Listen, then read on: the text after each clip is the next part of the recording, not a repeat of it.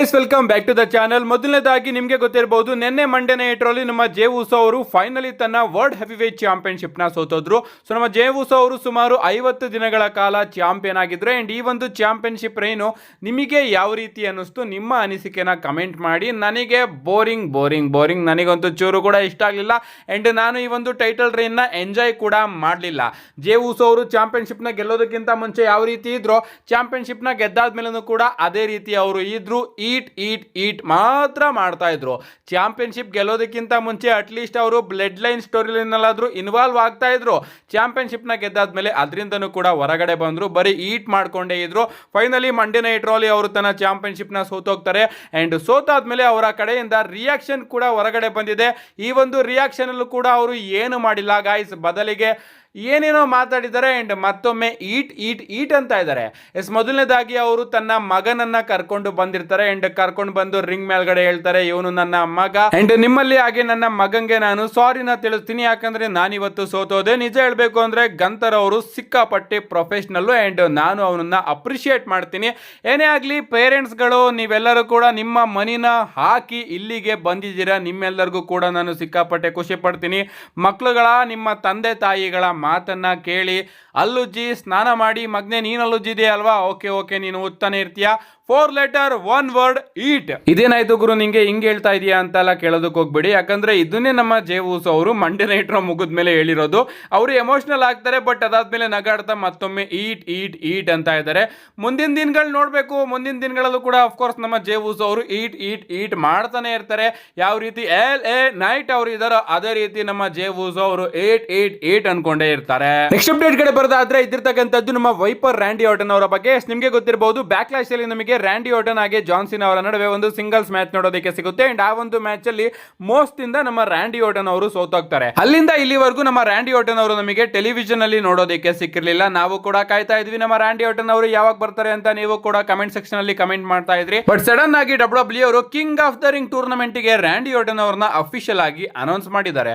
ಅದು return ಅಂತನಾದ್ರೂ announce ಮಾಡಿದಾರ ಎಂತದೂ ಇಲ್ಲ. ಒಂದು ಬ್ರಾಕೆಟ್ ಗಳನ್ನ ರಿವೀಲ್ ಮಾಡಿದಾರಲ್ಲ, ಅದರಲ್ಲಿ ನಮಗೆ ರ್ಯಾಂಡಿ ಆರ್ಟನ್ ಅವರನ್ನು ಕೂಡ ಇನ್ಕ್ಲೂಡ್ ಮಾಡಿ ರ್ಯಾಂಡಿ ಆರ್ಟನ್ ಅವರು ಕೂಡ ಫ್ಯಾಟಲ್ 4-ವೇ ಮ್ಯಾಚ್ ಅಲ್ಲಿ ಕಂಪೀಟ್ ಮಾಡ್ತಾ ಇದ್ದಾರೆ ಅಂತ ಡಬ್ಲ್ಯೂ ಅವರು ತಿಳಿಸ್ಕೊಟ್ಟಿದ್ದಾರೆ. ನಿಜವಾಗ್ಲೂ ರ್ಯಾಂಡಿ ಆರ್ಟನ್ ಅಂತ ದೊಡ್ಡ ಲೆಜೆಂಡ್ ಗೆ ಈ ರೀತಿ ಗೌರವವನ್ನ ಡಬ್ಲ್ಯೂ ಅವರು ಕೊಡ್ತಾ ಇದ್ದಾರೆ. ನಾನು ಏನು ಮಾತಾಡಿದ್ರು ಕೂಡ ಅವರು ಬದಲಾಗೋದಿಲ್ಲ, ಅದಕ್ಕೋಸ್ಕರ ಮಾತಾಡೋದಕ್ಕೇನೆ ಇಷ್ಟ ಆಗ್ತಾ ಇಲ್ಲ.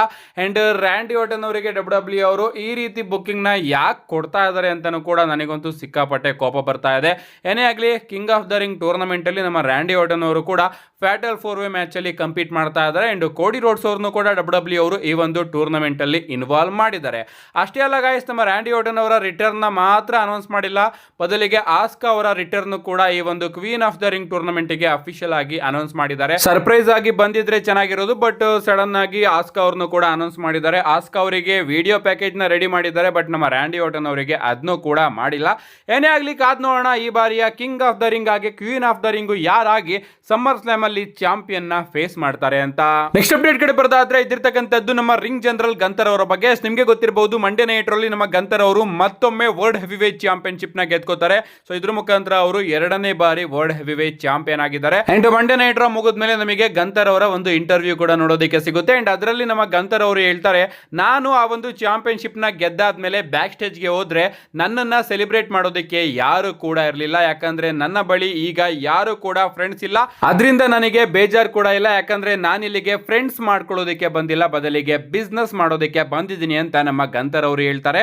ನಮ್ಮ ಗಂತರ್ ಅವರು ಗೆದ್ದಾದ್ಮೇಲೆ ಐ ಥಿಂಕ್ ಲುಡ್ವಿಕ್ ಕೈಸರ್ ಅವರು ಸೆಲೆಬ್ರೇಟ್ ಮಾಡೋದಕ್ಕೆ ಬರಬೇಕಾಗಿತ್ತು. ಬಟ್ ನಮ್ಮ ಲುಡ್ವಿಕ್ ಕೈಸರ್ ಅವರು ಕೂಡ ಕ್ರೌಡ್ ಮಧ್ಯೆ ಬರೋರು, ಪ್ರೋಮೋಸ್ ಗಳನ್ನ ಕಟ್ ಮಾಡೋರು.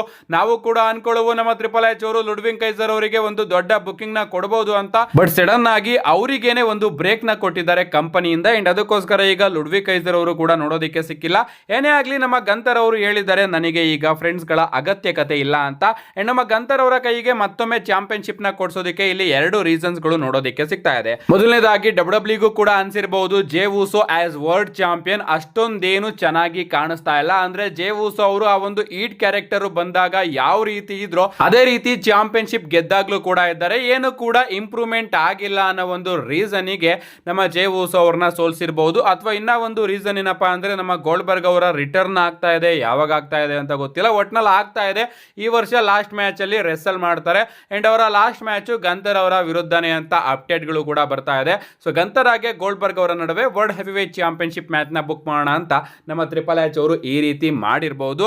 ನಿಮ್ಗೆ ಅನ್ಸುತ್ತೆ ಈ ಎರಡು ರೀಸನ್ಸ್ ಗಳಲ್ಲೂ ಕೂಡ ಯಾವ ರೀಸನ್ ನಿಮ್ದಾಗಿರುತ್ತೆ ಅಂತ ಕಮೆಂಟ್ ಮಾಡಿ.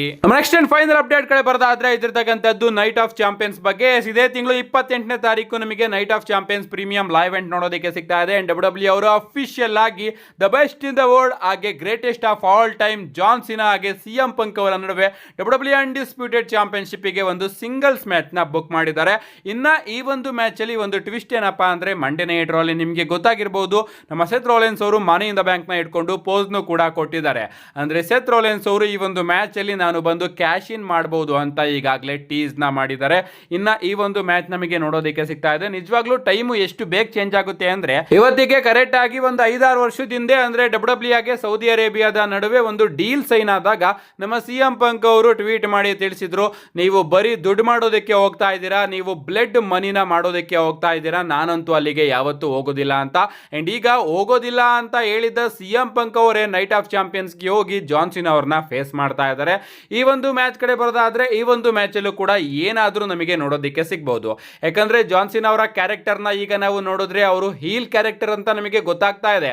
ಬಟ್ ಮಾಡಿದ್ನೇ ಮಾಡ್ತಾ ಇದ್ದಾರೆ, ಹೇಳಿದ್ನ ಹೇಳ್ತಾ ಇದ್ದಾರೆ. ಬೇರೆ ಯಾವುದೇ ರೀತಿಯ ಬದಲಾವಣೆ ಜಾನ್ ಸಿನಾ ಅವರ ಕ್ಯಾರೆಕ್ಟರ್ ಅಲ್ಲಿ ನಮಗೆ ನೋಡೋದಕ್ಕೆ ಸಿಗ್ತಾ ಇಲ್ಲ. ಅಂಡ್ ಡಬ್ಲ್ಯೂ ಅವರು ಅದಕ್ಕೋಸ್ಕರ ಈ ಒಂದು ಮ್ಯಾಚ್ ಅಲ್ಲಿ ಒಂದು ಟ್ವಿಸ್ಟ್ ನ ತಗೋಬರಬಹುದು. ಆ ಒಂದು ಟ್ವಿಸ್ಟ್ ಏನಪ್ಪಾ ಅಂದ್ರೆ ಈ ಒಂದು ಮ್ಯಾಚ್ ಅಲ್ಲಿ ನಮ್ಮ ಜಾನ್ ಸಿನಾ ಅವರು ತನ್ನ ಚಾಂಪಿಯನ್ಶಿಪ್ ನ ಸೋಲಬಹುದು. ಅಂಡ್ ಸೋತಾದ್ಮೇಲೆ ಅವರು ನಮ್ಮ ಸಿಎಂ ಪಂಕ್ ಅವರು ಹೇಳ್ದಂಗೆ ಎಲ್ಲರಿಗೂ ಕೂಡ ಸಾರಿನ ತಿಳಿಸಿ ಫೇಸ್ ಸೂಪರ್ ಸ್ಟಾರ್ ಆಗಿ ಕನ್ವರ್ಟ್ ಕೂಡ ಆಗಬಹುದು. ಏನು ಹೇಳೋದಕ್ಕಾಗೋದಿಲ್ಲ ಸದ್ಯಕ್ಕೆ ನಮ್ಮ ಸಿಎಂ ಪಂಕ್ ಅವರು ಕೂಡ ಗೆಲ್ಲೋ ಚಾನ್ಸಸ್ ಜಾಸ್ತಿ ಕಾಣಿಸ್ತಾ ಇದೆ. ಆ ಕಡೆ ಜಾನ್ ಸಿನಾ ಅವರು ಕೂಡ ಚಾಂಪಿಯನ್ಶಿಪ್ ನ ರಿಟೈನ್ ಮಾಡ್ಕೊಳ್ಳೋ ಚಾನ್ಸಸ್ ಕೂಡ ಜಾಸ್ತಿ ಕಾಣಿಸ್ತಾ ಇದೆ.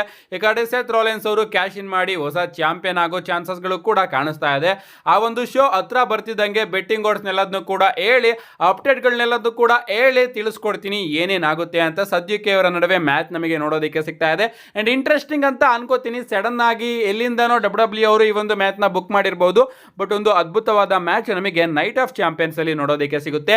ಅಂಡ್ ಹೋಪ್ ಮಾಡ್ತೀನಿ ಈ ಒಂದು ಮ್ಯಾಚ್ ಇಂದನಾದ್ರೂ ನಮ್ಮ ಜಾನ್ ಸಿನಾ ಅವರ ಕ್ಯಾರೆಕ್ಟರ್ ಸ್ವಲ್ಪ ಚೇಂಜ್ ಆಗಲಿ ಅಂತ. See you guys in my next video.